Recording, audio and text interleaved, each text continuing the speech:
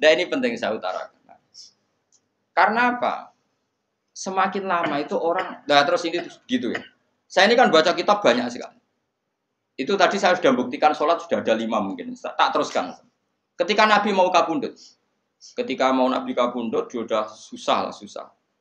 Itu dibuka jendela. Itu Nabi masih di dalam buka jendela. Ketika melihat orang sholat itu langsung sehat. Ternyata ketika beliau sakit, orang semua di masjid tetap sholat. Masyhur kenangannya Aisyah, kenangan Sayyidah Fatimah. Fastana rawajjuh wasur rawajjuh. Nabi baru nggak sholat, berdoa semua nangis pot. Ternyata aku sukses jadi Nabi, wong bersolat. Semua nangis pot. Padahal beliau sakit. Sudah usi barok, sudah pakai belenggu, sudah di kepalanya sudah diasbu, sudah dimaksud, sudah di. Akhirnya apa?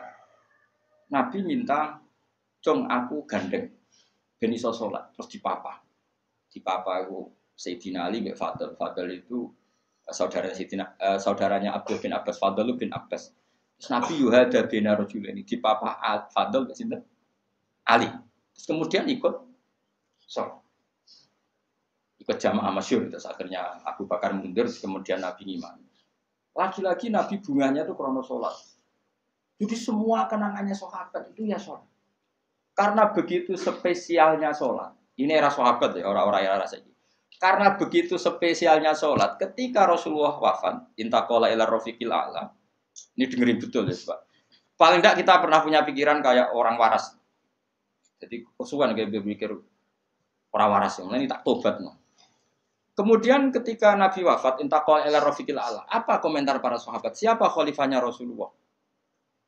Ya orang yang disuruh Nabi sholat. Kata alasan mereka, jabatan negara itu sepele. Wong sholat sepenting itu saja. Abu Bakar sing kon dadi imam. Saya ulang lagi cara berpikir sahabat. Jabatan presiden, jabatan khalifah itu cemen. Wong urusan dunia wae. Wong urusan sepenting sholat wae sing sowan pangeran dikongkon mimpin Abu Bakar. Apa meneh terima urusan dunia wis ben Abu Bakar. Itu ukurannya kelayakan jadi pemimpin itu juga sholat gitu Pak. Paham ya? Mulane ana kontestasi imam, paham? Tapi gak tapi Gus. Akal-akalan zaman modern itu akal-akalan iki cerita. Mulane tak koi iku zaman sahabat terus akiasno.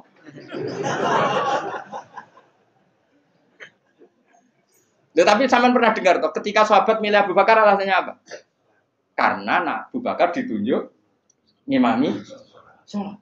Terus pikiran mereka sholat sepenting itu saja oleh Rasulullah diridakno dipimpin Abu Bakar. Dia sudah khalifah Abu Bakar. Kayak apa urgensinya sholat sampai semuanya rujukan. Terus Nabi juga ngendikan, "Somben jong kowe nak ning mahsyar iku amaliyane ora pati dihisab. Pertama dihisab iku sholat. Terus sholat sama Allah liyane gampang. Lagi-lagi sholat yang dipuji. Tapi sekarang orang Islam modern ini koyo LSM. Jadi pikirannya itu gimana supaya orang kaum marginal itu sing ndi ora roh. Supaya ke tengah. Berarti koyo pemain bal, itu rumus-rumusnya kok pemain bal. Orang yang termarginalkan supaya di tengah. Terus orang-orang miskin itu bisa dibasmi. Oleh basmi piye malaikat Mikail ora kepen rezekine ngentekno. Jadi wis gak pikir sampai wong melarat ora salat luwih dibela timbang wong mapan salat. Mergo wong mapan salat jenenge berjuwis. Nek wong ora salat tapi melarat iku kaum pinggiran. LSM seringane bela kaum pinggiran. Padahal iso wae Allah ngukum wong ora salat rezekine angel. Sing sering salat diparingi barokah urip rezekine jembar. Tapi sebagian wong-wong LSM ya ora kabeh tapi kakean sing ngene iki, paham ya? Sing salat mapan nggo mobil dianggap berjuwis. Antisosial. Sing ra salat terus Allah ngukum melarat, tetep dibela-bela mergo napa marji. Ngene kejugeman melok ngono niku iku wong Islam. Kejugeman iso wae dekne melarat mergo uripe boros. Di dhuwit sithik dienggo narkoba, di dhuwit sithik nggo bokeng wong wedok, terus melarat. Bareng melarat berhubung melarat tetep mbok bela mati-matian. Tapi tak koki pangeran itu piye? Iku tak hukum malah mbok bela gitu piye. Lah saiki akeh ora percaya takok aku. Sopo wae wong paling melarat ning donya terus takok ya asal usule. Kira-kira mergo Allah sing dolim apa masalah ngene? Wong merantau sing ning dalan-dalan ku rata-rata ya ana mutunge. Melarat ning desa isin Tukaran mbek Pak D pali terus mutung anti silatur rohim minggat sementing rawuh dulur. Lho padahal ngendikane Kanjeng Nabi paling cepet dadekno sumpeke rezeki adalah qatur rohim. Wong lungane wae niate ngadui dulur. Iku jenenge apa qatur terus dihukum mbek pangeran merantau kangelan. Tapi saya tidak nuduh semua orang seperti itu. Tapi aku yakin nggak mungkin seperti ini tanpa sebab. Terus buat bela-bela nih. Mereka kau mau dekaidah marginal berjuis, apa? Marginal. Kalau pikiran ini terus, nanti kita kayak zaman PKI kan. Saya tuh punya kenalan gus-gus banyak di Kediri, di Madiun, di mana-mana. Itu dulu PKI Madiun, PKI Kediri, PKI mana-mana di daerah sana itu.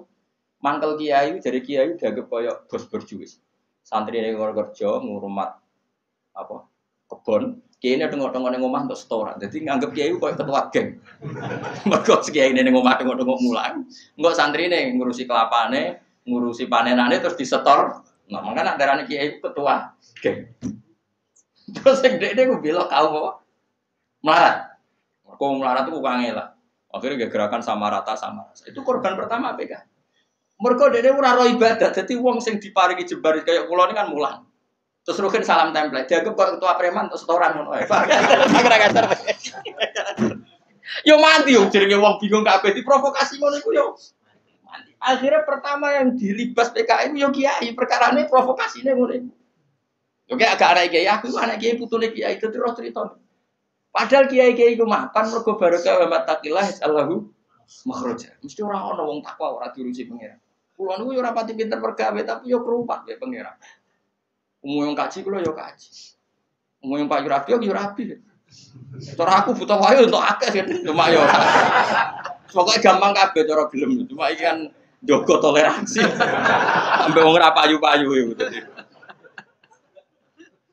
Saya tuh pernah itu ngisi seminar di Madura di Bata-Bata di sana. Pondok paling besar di Madura namanya termasuk pondok paling besar itu Bata-Bata sama Gus Yofur.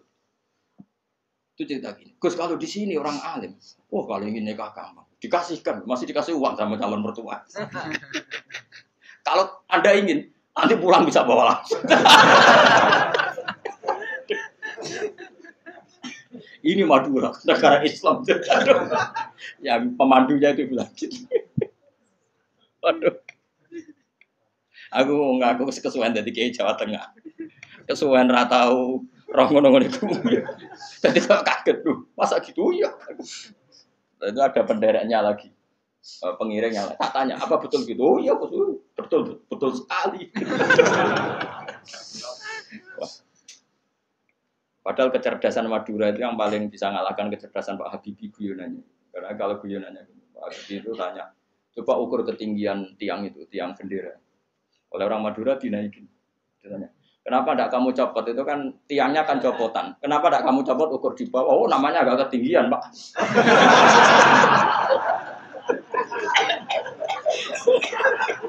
Makanya guyonannya, ya itu guyonan. Habibie itu belum pernah debat kalah kecuali ngadu orang.